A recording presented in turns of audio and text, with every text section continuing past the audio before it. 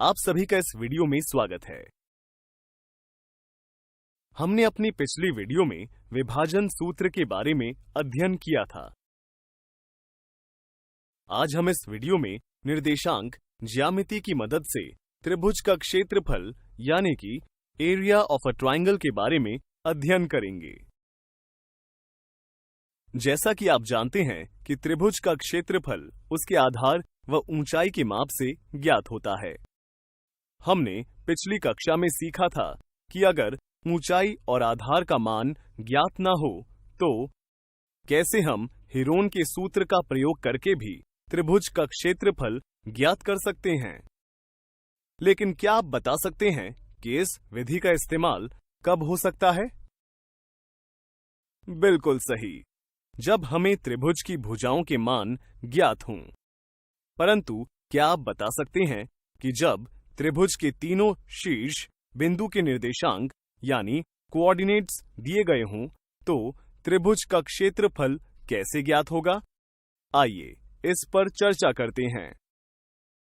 मान लेते हैं कि समतल x अक्ष व y अक्ष तल में DEF एक त्रिभुज है जिसके शीर्ष D के निर्देशांक x1, y1, E के निर्देशांक x2, y2 व F के निर्देशांक x3, y3 हैं। यदि बिंदु D, E और F से x अक्ष पर लंब क्रमशः DQ, EP और FR खींचते हैं तो वह कुछ इस तरह का दिखाई देता है। इस आकृति को अगर हम ध्यान से देखें तो पाएंगे कि लंब EP समांतर हैं DQ के और DQ समांतर हैं FR के, यानी तीनों लंब एक दूसरे के समांतर हैं और कोण EPR, DQR और FRX 90 डिग्री के बराबर हैं। यदि हम बात करें DEPQ की तो यह एक समलंब है, क्योंकि हम जानते हैं कि किसी चतुर्भुज की सम्मुख भुजाओं का एक युग्म यानी कि पैर समांतर होता है तो वह समलंब चतुर्भुज कहलाता है। इसी प्रकार DQRF और EPRF भी समलंब चतुर्भुज होंगे। क्या आप बता सकते हैं कि समलंब चतुर्भुज के क्षेत्रफल का सूत्र क्या होता है? शाबाश! समलंब के क्षेत्रफल का सूत्र 1/2 गुणा समांतर भुजाओं का योग गुणा उनके बीच की दूरी के बराबर होता है।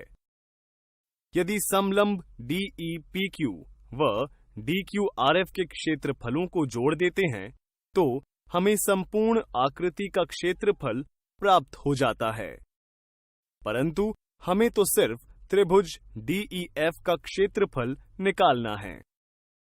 इसलिए समलंब EPRF के क्षेत्रफल को संपूर्ण क्षेत्रफल में से घटा देते हैं,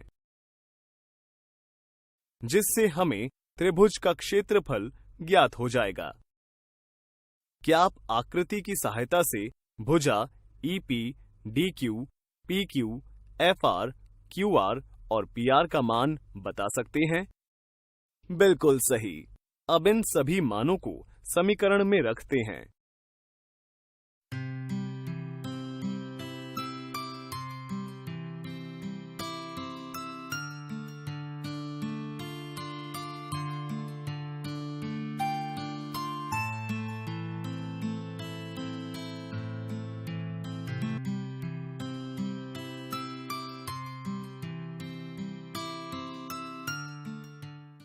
जिसे हल करने पर हमें 1/2 गुणा x1 गुणा y2 घटा y3 जमा x2 गुणा y3 घटा y1 जमा x3 गुणा y1 घटा y2 जो कि त्रिभुज DEF का क्षेत्रफल है।